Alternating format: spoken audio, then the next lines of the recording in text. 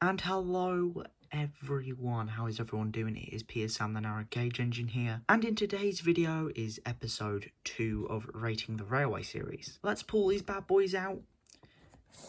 Alright, we have got Tank Engine Thomas again, and Thomas the Tank Engine, the two books entirely about Thomas. These two books focus on Thomas, but they're entirely different, I feel. Thomas the Tank Engine focuses more on, character development, whereas Tank Engine Thomas again focuses more on like silly little stories. So they're very different, but focus around the same character. We'll have a look at Tank Engine Thomas again later, don't fall. And let's look at the first book about Thomas, which is Thomas the Tank Engine, aptly named, obviously. Thomas the Tank Engine was written and released in 1946. It was written by the Reverend W. Awdry and illustrated by Reginald Payne first, but then re-illustrated by C. Reginald Dalby. It was released on the 18th of October in 1946. Our stories include Thomas and Gordon, Thomas's Train, Thomas and the Trucks, and Thomas and the Breakdown Train. So Thomas and Gordon is our first story here, and it's a pretty alright one if I'm honest. I mean, I don't have too many complaints. It's just the story of Thomas getting pulled behind the express because people forgot to uncouple him. I think it's a very good payout for his cheeky behaviour, although it lacks any sort of flavour. I mean, it's just a very basic story, and, you know, I get that it's really not my target demographic, so to speak, but I don't know, even when dealing with younger audiences, I feel like there has to be some flavour. But it does introduce us to Thomas, and as I said, it's just a charming little tale, really. So I think we should move on to our next story. So next up is Thomas's Train, one of the shittest Awdry stories, I tell you. The concept is simple, you know, Thomas gets the chance to pull a giant passenger train, but then realises that he's not coupled up to the train and runs away just by himself, and realises when he gets to a signal box that he's goofed up, and then just goes back. My main beef with this story is that there is no conclusion. It's just Thomas goes back and pulls it. You know, we never get an extra illustration or an extra page dedicated to Thomas actually, you know, pulling the train, and, you know, like a resolution. We never get a proper resolution. However, it has a bit of charm, so I'll give it that. But, you know, it's not exactly the one I'd be, like, wowed over when reading this book. Which brings me to one that I would be wowed over, which I was, because I said so. Thomas and the Trucks. Oh my god. Oh my god. This is the first runaway we ever get, and you know what? I was very satisfied by it, because it wasn't too dramatic so that it was stupid, but it wasn't, like, not as dramatic so that it had no grip at all. You know what I mean? It was like an intermediate. Edward's act of kindness at the start is also very nice, because we all like a bit of Edward, you know. But I do feel this was best left in episode format, because, you know, runaways are visual, and, you know, episodes are visual, so, you know, but, yeah, it's still good. Now, our last story here is the best one, Thomas and the Breakdown Train. What a class episode, and when I mean class, I mean it's great and it's classic. When I talked about, you know, Thomas the Tank Engine having, you know, character development at the start, this is what I meant. This story gives us their character development, that juicy character development that we all crave. This episode sees Thomas rescue a new engine, James, from a nasty accident when he derails after being a part of a runaway, so to speak. Now, I'm just going to say it, the Adventure Begins ruined this for me.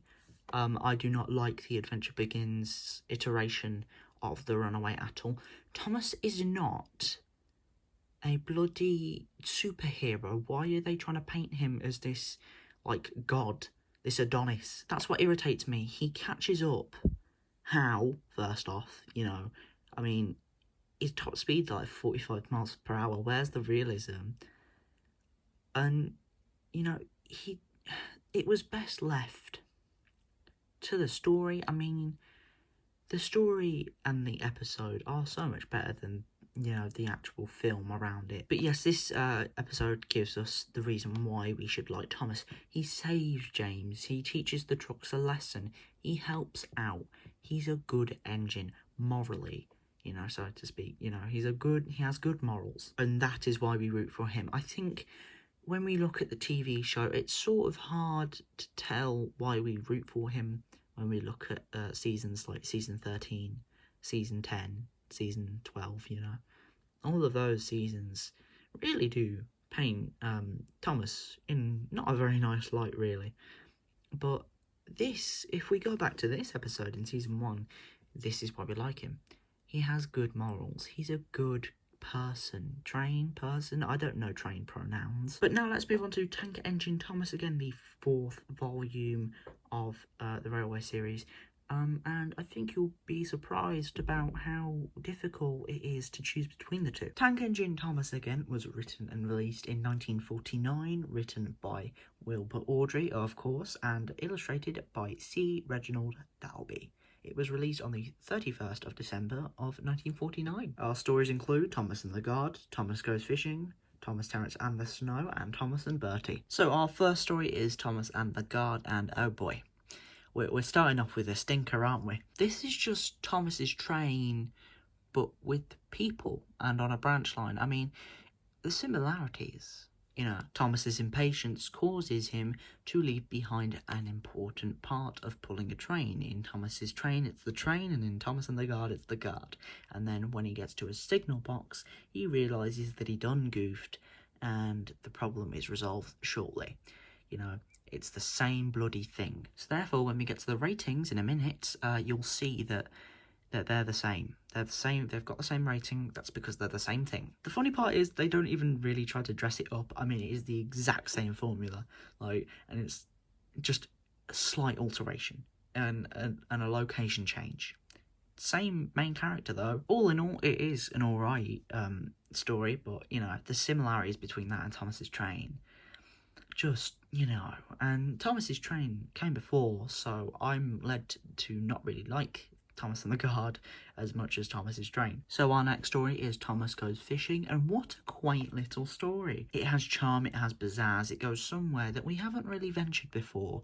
Bridges, fishes, and what happens when a fish actually goes into an engine's boiler. Again, nothing too drastic happens, which is why it's not my favourite on this book, but it's still moderate. I still appreciate it, although it is kind of morbid how they eat the fish alive. Well, that's not fitting PETA guidelines.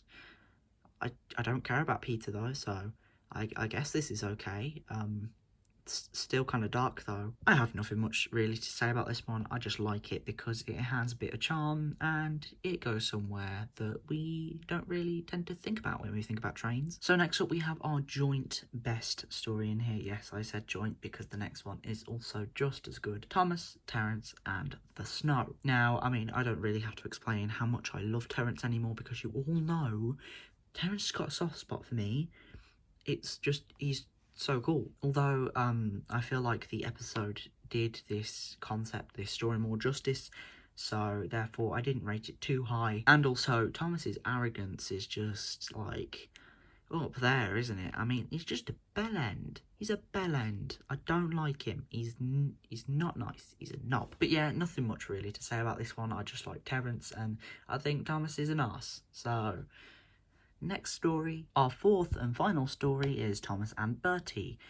Now, this is a wild ride. I mean, it's a joy to read. However, once again, this was much better in episode format. This is very much a visual thing. A race is a visual thing. You watch a race. You don't read a race, So I feel like it was let down in that area, but it's still good. And because of that reason, I just really could not place that any higher than Thomas, Terence and the Snow. So it's on equal footing. So if you prefer Thomas and Bertie, great. And if you like me and really love Terence, then cool. That's good too. And the character of Bertie, while he is one-dimensional nowadays, back then he was a beautiful boy. He was a beautiful bus. I mean, you can see it in the episode. He's valiant, he's gracious, he's a good boy.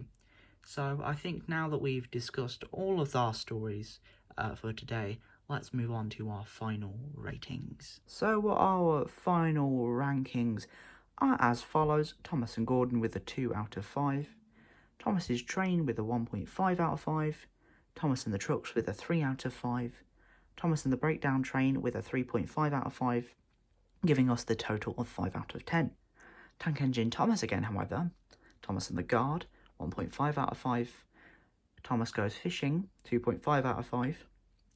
Thomas, Terence and the Snow with a 3.5 out of 5. And Thomas and Bertie with a 3.5 out of 5, giving us a total of 5.5 out of 10. I've said too many 5s today. I'm going to go have a nap. So in conclusion, which one do I recommend more? Well, it is Tank Engine Thomas again. Oh my god, some really good stories in here. I feel like both are good because you can see that the 0.5 is what won Tank Engine Thomas again. They're both good in their own ways, alright? Thomas, the Tank Engine, has great character development, and Tank Engine Thomas again has some really great stories.